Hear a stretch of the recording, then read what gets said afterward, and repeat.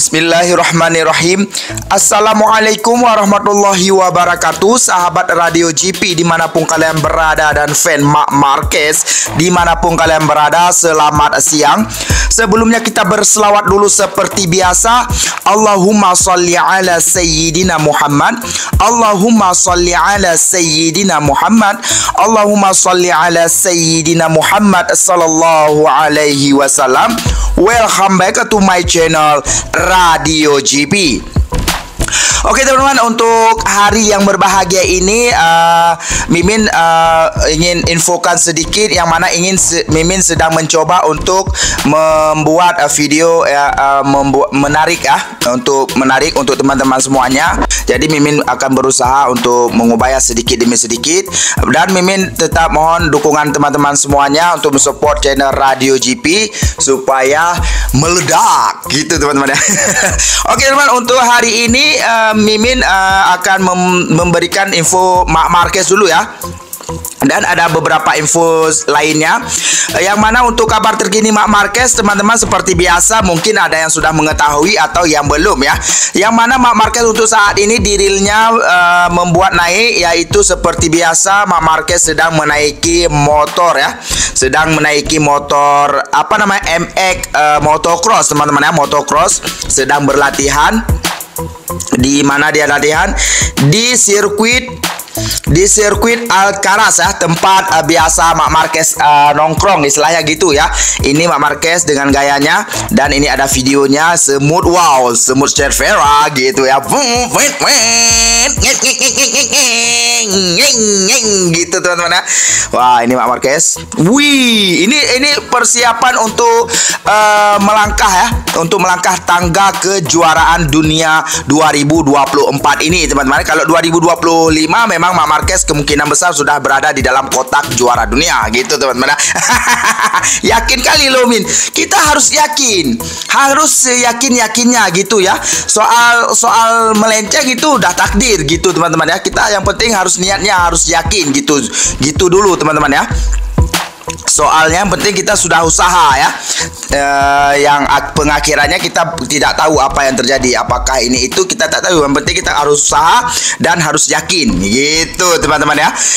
Oke teman, ini kabar terkini Marc Marquez ya, 12 jam yang lalu. Untuk saat ini kita belum tahu apa lagi, yang mana Marc Marquez sedang berlatihan. Oke, untuk informasi kedua ya. Untuk informasi kedua, yang mana ada beberapa rider, kemungkinan dalam 6 rider kalau nggak salah Mimin, 6 rider yang akan ada yang pensiun, bahkan mungkin belum tahu lagi kemana mereka akan berlabuh. Apakah mereka akan ke WSBK, kita belum tahu lagi. Seperti halnya ada di sini si Franco Morbidelli, Jack Miller, ada si Augusto Fernandez, ada Joan Mir di situ, dan ada Takaki Nakagami, dan yang terakhir ada si Miguel Oliveira ya. Miguel Oliveira itu ada rider-rider yang belum tahu kemana arah mereka. Kemungkinan ke WSBK atau ke tim lain, kita belum tahu. Sebagaimana kita bahas dulu si Joan Mir.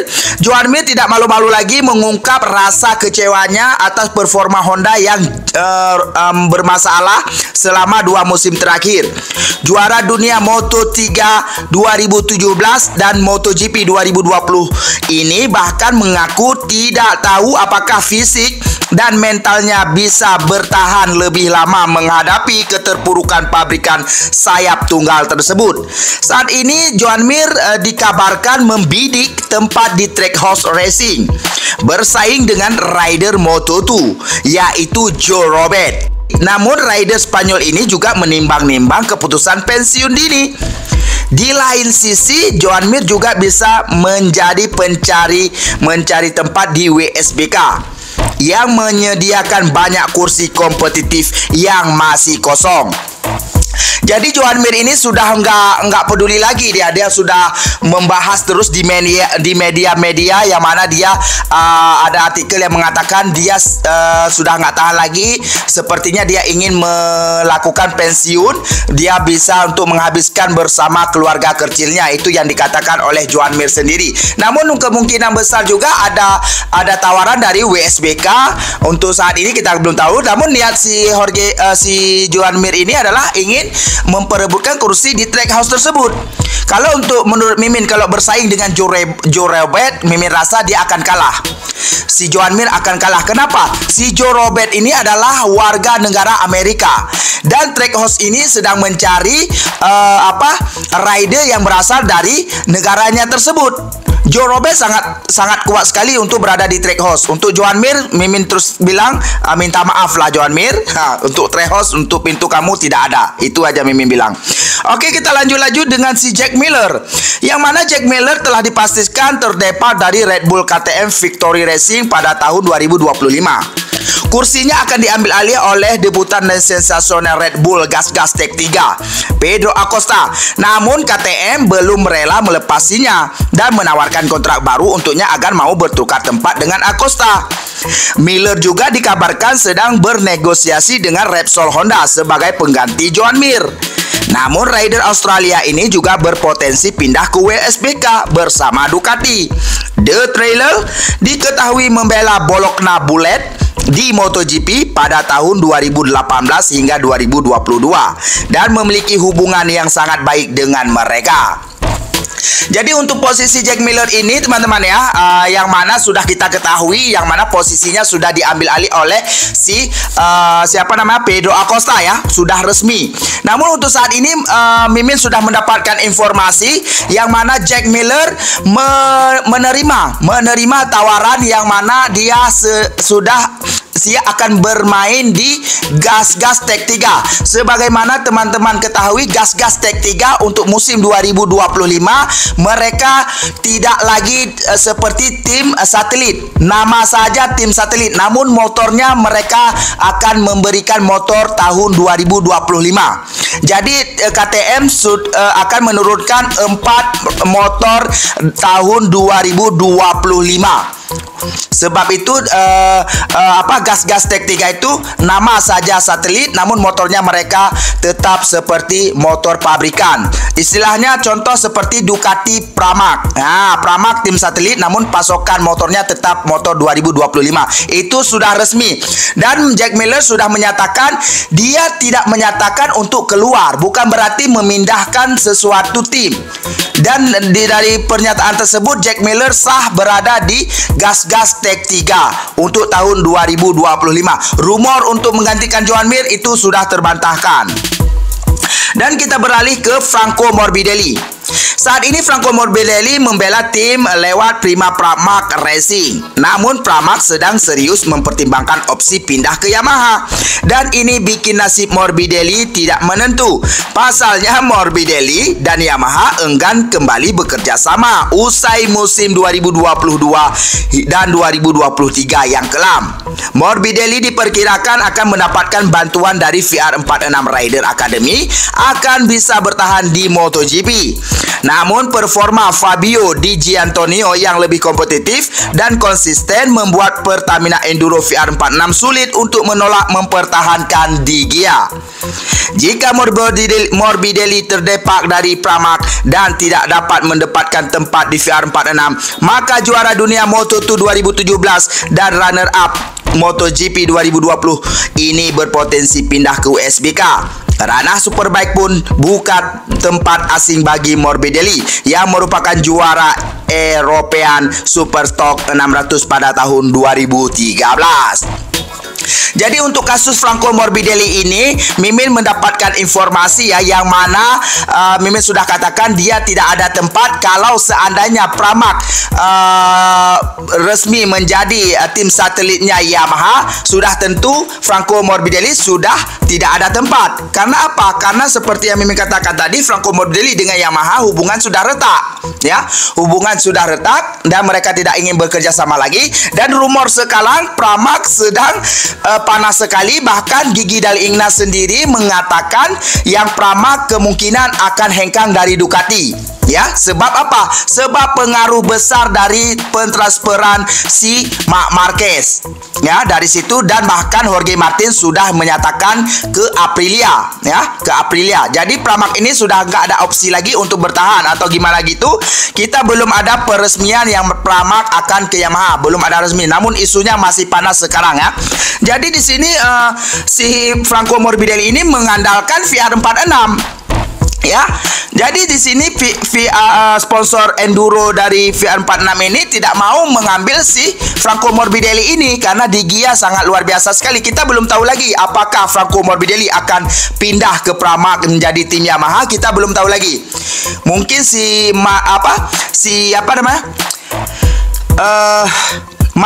Marco Bezzecchi ya, maksudnya Marco Bezzecchi mungkin akan menggantikan si Franco Morbidelli gitu ya. Kita belum tahu lagi. Yang jelas masih dalam bayang-bayangan Franco Morbidelli kemana belum tahu, belum jelas.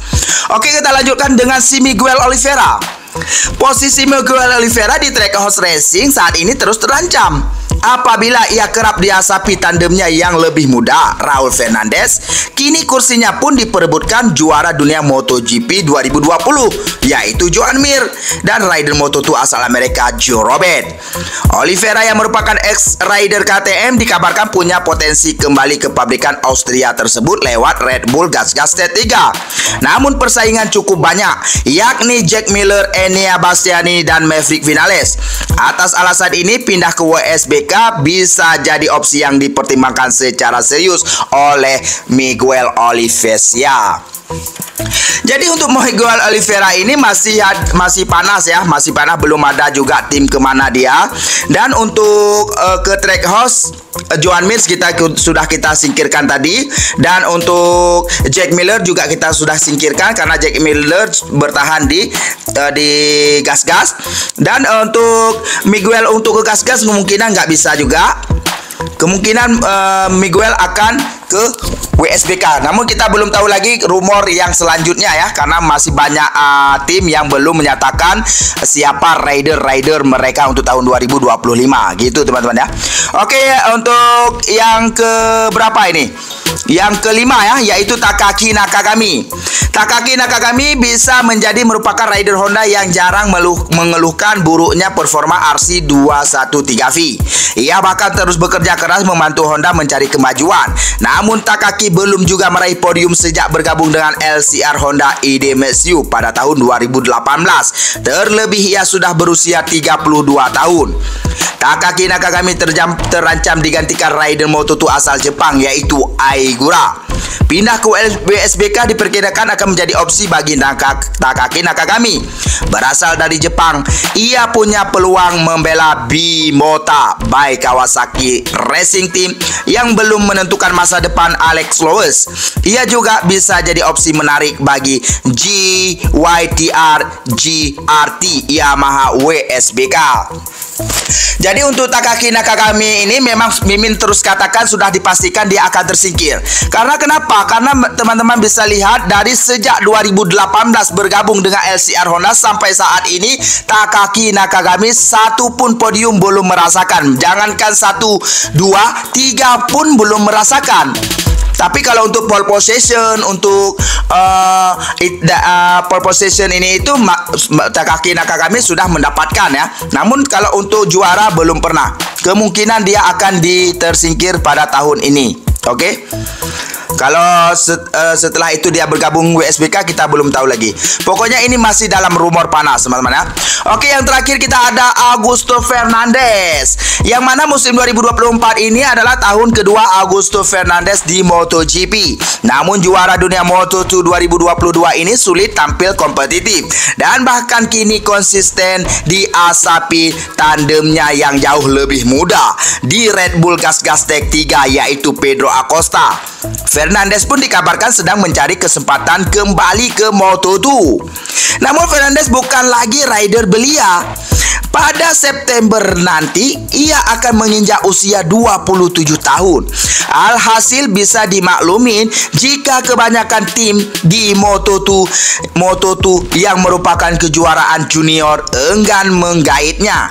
Atas alasan ini, WSBK bisa menjadi opsi kejuaraan yang digeluti Fernandes pada tahun 2025.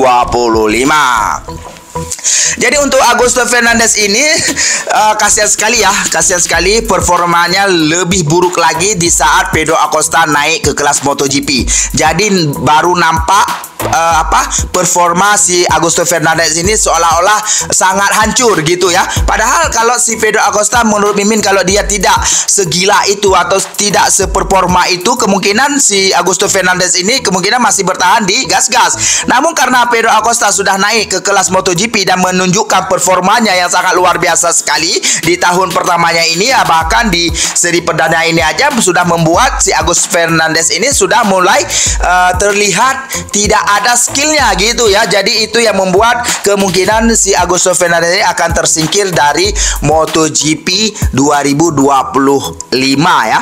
Namun untuk dikabarkan dengan rider lain, Mimin sampai saat ini belum mendapatkan informasi kemana si Pedro Acosta dicadangkan ke tim-tim lain ya. Belum ada. Tentunya untuk saat ini sudah ada dia akan ke WSBK, itu belum tahu lagi apa semuanya. Oke lah teman, itu saja untuk hidangan yang sudah Mimin hidangkan kepada teman-teman semuanya. Semoga untuk cara Mimin untuk kali ini bisa membuat teman-teman lebih menyukai Radio GP dan lebih banyak penontonnya. Terima kasih untuk teman-teman yang selalu men-support channel Radio GP. Oke teman-teman, cukup sampai di sini. Sampai jumpa di next video selanjutnya. Jangan lupa berselawat seperti biasa. Allahumma sholli ala sayyidina Muhammad. Allahumma sholli ala sayyidina Muhammad. Allahumma sholli ala sayyidina Muhammad sallallahu alaihi wasallam. Wassalamualaikum warahmatullahi wabarakatuh. Bye bye.